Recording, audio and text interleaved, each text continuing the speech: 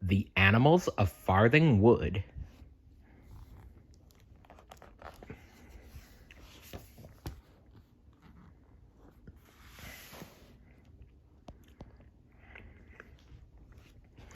The Silent Field. The cabbage field was very still and quiet. The animals of Farthing Wood looked round uneasily. "We're safe here anyway," said Badger. No one answered. They were just glad to have got this far on their journey. When bulldozers invaded their home in Farthing Wood, the animals had set off on the dangerous trek to the nature reserve, where humans wouldn't bother them. "Come on, mateys," croaked Toad. "Follow me. We're near White Deer Park now. It's lovely there. You mark my words." His voice died away. It was too quiet in this vast silent field. "Tra-la-la," sang out Weasel suddenly, making everyone jump. "We need a marching song, something to cheer us up. Tra-la." Hare pounced on Weasel and clamped her mouth shut with his paws. "Humph," Weasel said indignantly. She shook Hare off. "What's wrong with a good old sing-song, I'd like to know?" "It's too noisy, that's what's wrong," said Hare sternly. "I'm sure you could be heard from miles away." Fox had moved on with Toad. He looked back at the group of animals behind him. "Why have you stopped, Badger?" he called to his friend. "There's something strange about this field," Badger replied. "I'm worried." "Well, I'm not worried," said Mole. "I'm hungry." We are too," cheeped the shrews and voles. "We want supper." "We'll be all right, won't we?" said Mother Rabbit. "These cabbages look—" She hopped up to one and sniffed it. Then she opened her mouth to take a hungry bite. "Stop!" yelled Fox suddenly. "There's something wrong. Can't you smell it?" "I don't care about smells," said Father Rabbit. "If I don't eat soon, I'll die." "Fox is right," said Toad. "Haven't you noticed? There are no animals in this field at all, not even caterpillars, and they love cabbages." Owl hovered overhead.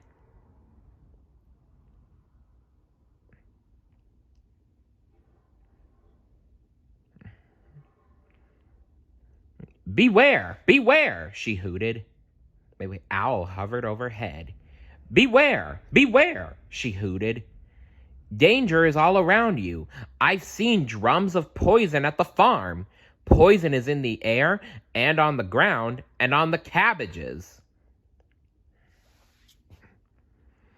"You mean the humans have poisoned their own food?" said Vixen. "They must be mad." "We must move on," said Fox. The shrews and voles were very tired. "It's not fair. We've got rights too," they grumbled. But they scampered after Fox. "Look, trees," said Squirrel suddenly. The animals had come to an orchard. Big red apples hung from the branches of every tree. Juicy," said Squirrel, bounding up the nearest trunk. "I wouldn't eat them if I were you," said Owl. "They might be poisoned too." For a moment, they were all silent. Then Owl spoke. "Well, Fox, what are we going to do?"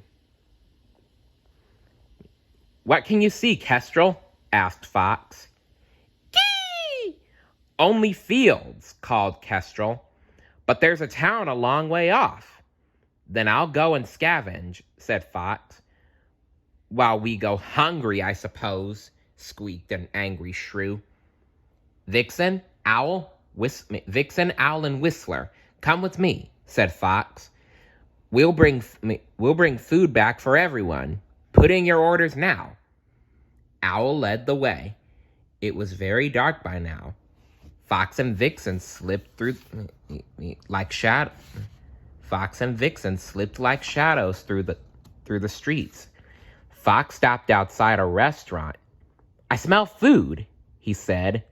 Fox and Vixen slipped down a side alley next to the restaurant, while Owl and Whistler rummaged through an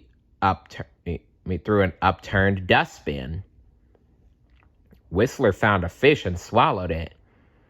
It tastes a bit odd, but it's fish all right, he said cheerfully. Back in the field, the smaller animals were trying to sleep. Was that thunder I heard? Said a vole, jumping nervously. No, only my tummy complaining, said Mole. Adder looked at Mole and licked her lips. You're so deliciously plump, she hissed. You can't eat me, squealed Mole. Remember your promise? Suddenly, Whistler landed, dropping a pile of food. Meat, cackled Weasel as she quickly grabbed a bite. For me?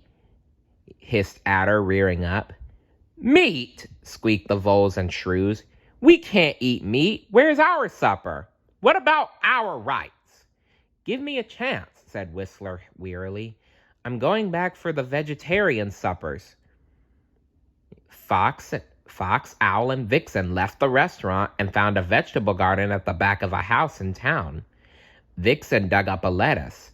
Owl picked it up in her claws and flew towards the field. In the corner of the garden, Fox explored a dustbin. The lid was teetering on the edge of the bin when Fox accidentally knocked it to the ground. The lid clattered loudly onto the paving stones. With a rush and a gnashing of teeth, two huge dogs bounded up, barking savagely. Fox and Vixen turned tail and streaked away through the garden gate, but the dogs were right on their heels. Split up, shouted Fox to Vixen as he veered off to the right. The dogs paused for a moment and then followed Fox, their powerful jaws dripping. A fence loomed up in front of Fox. He gathered himself for a great leap and soared over it. The dogs were no good at jumping. They stopped and growled and searched for a way through. Fox looked around. In front of him were two metal rails rattling noisily. He looked up the line. A train was coming down the railway track. By now, the dogs had found a way through the fence. One more moment and they'd be on him. Fox had no choice. He darted across the railway line in front of the train. The dogs didn't dare follow him.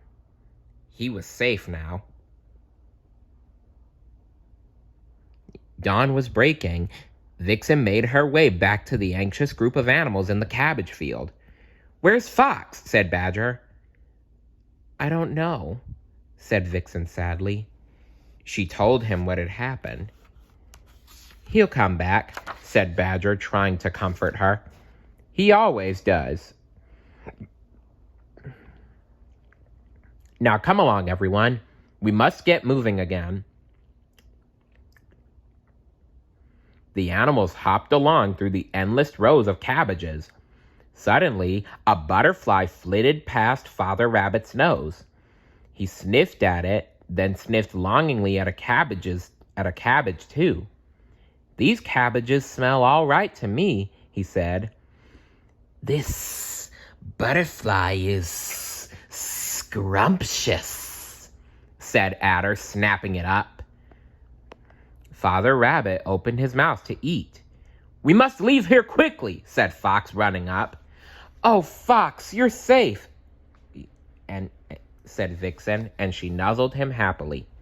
Listen, everyone, said Fox urgently. There's a tractor coming, and it's spraying poison. Run away, squealed Weasel, sprinting off in a panic. Come back, Weasel, said Fox. We must stick together. We can't all run fast enough to beat the tractor. Our only hope is to go back to the parts of the field that have been poisoned already. The tractor won't go there again. Go back through those silent fields? Wailed Father Rabbit. Gee! Quick, be quick, called Kestrel. Follow me, now, shouted Fox. The tractor was very close, and the poisonous mist was rapidly covering me the field.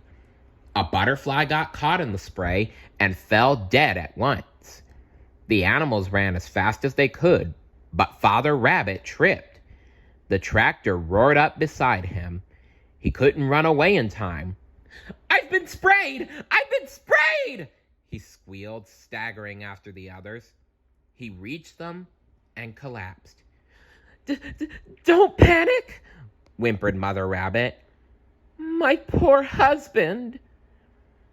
He'll soon be fine, unless he dies of fright," said Fox. "One spray of poison isn't strong enough to hurt a rabbit, but it will cause harm if you eat the crops."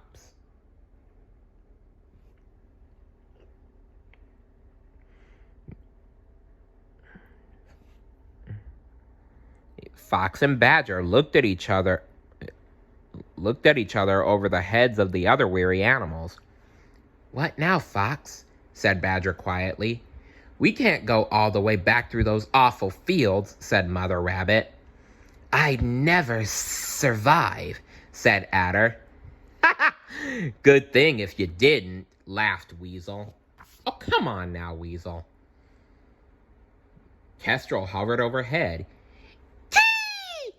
I've seen White Deer Park," she called. "It's just beyond the town." "Then we'll just have to go through the town," said Fox. "But it's dangerous," stammered Mole. "There's no other way," said Fox. "Lead on, Toad. Our journey's nearly over."